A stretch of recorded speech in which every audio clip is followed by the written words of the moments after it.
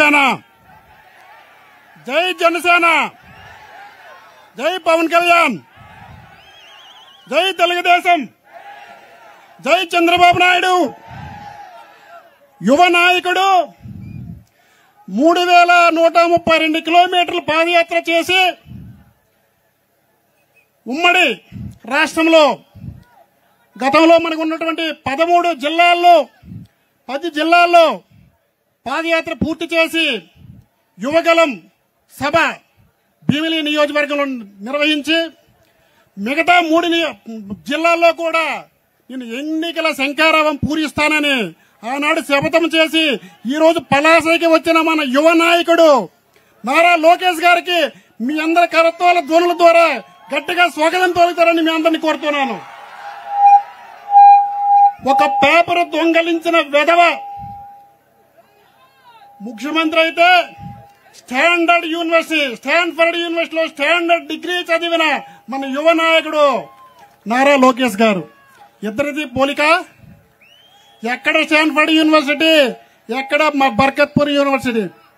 అలాంటి వ్యక్తితో ఈరోజు మనం పోరాడాల్సి వస్తుంది. గతంలో ఆయన ఒక మాట చెప్పాడు, నా వెంట్రుకి ఎవరు పీకలేరని. ఆయన వెంట్రుకి పీకడానికి మనం కాదు, స్వయంగా ఆయన తోడ పుట్టిన చెల్లె వచ్చింది, సగం తల కొరికింది.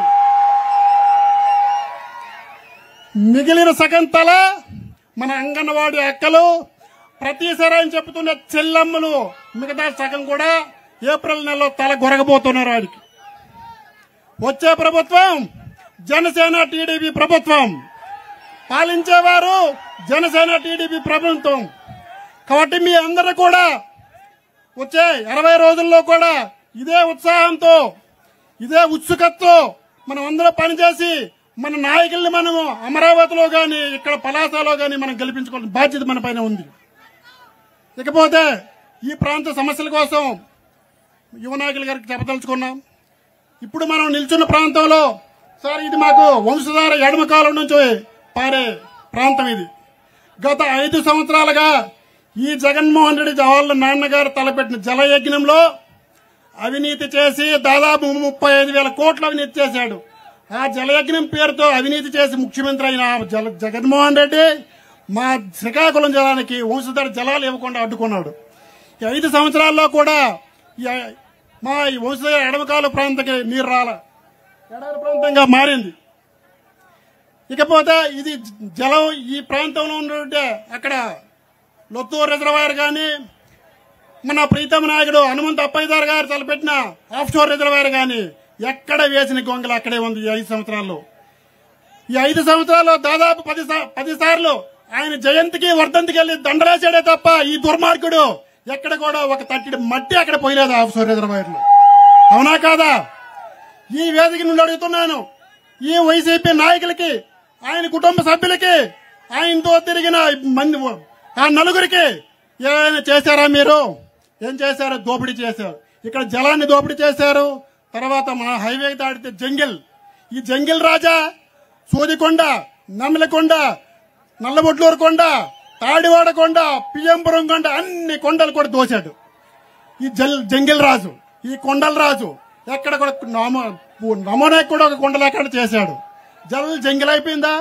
తర్వాత జట్టి, ఆయన సామాజిక వర్గానికి చెందిన వాళ్ళు, ఓహో మా సామాజిక వర్గం మత్స్యకారుడు వచ్చాడు, అందులో మంత్రి అయ్యాడు కాబట్టి మాకు జట్టి వస్తుంది, ఒక పోర్టు వస్తుందని 2019 సెప్టెంబర్ 6వ తారీఖున ఈ ముఖ్యమంత్రి చేత ఇదే రైల్వే గ్రౌండ్ లో అక్కడ ఆఫ్షోర్ రిజర్వాయర్ కి, ఈ 200 పడకల కిడ్నీ హాస్పిటల్ కి, జట్టీకి శంకుస్థాపన చేశాడు, ప్రారంభోత్సవం చేశాడండి.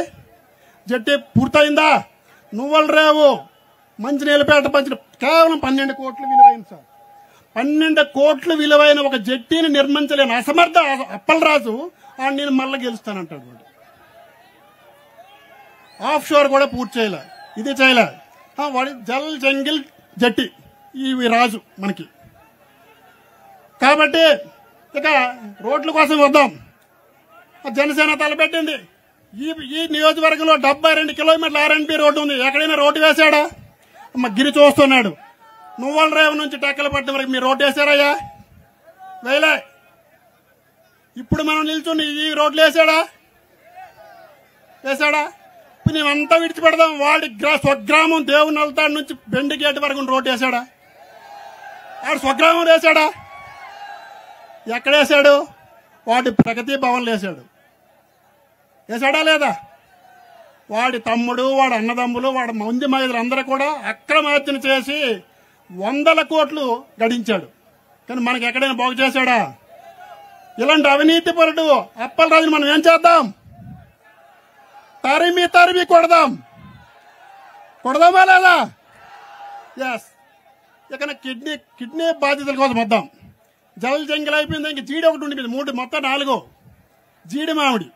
దానికి ధర వచ్చిందండి 2018లో మనకి తిత్లీ వచ్చిన సమయంలో 14,000 రూపాయలు సార్. తిత్లీ సమయంలో 14,000 రూపాయలు కింటా మద్దతు ధర. ఈ రోజు 8,000 రూపాయలు. 4 ఇయర్స్ కూడా 8,000 రూపాయలు. 2021లో అయితే ప్రభుత్వం 1,000 రూపాయలు ఇస్తుంది. మీ సావుగారు 8,000 ఇస్తాడు అన్నాడు. ఆ 1,000 కూడా ఈడే వింగాడు కమిషన్లతో. అది కూడా ఇవ్వలేదు. మింగడా లేదా? ఎస్.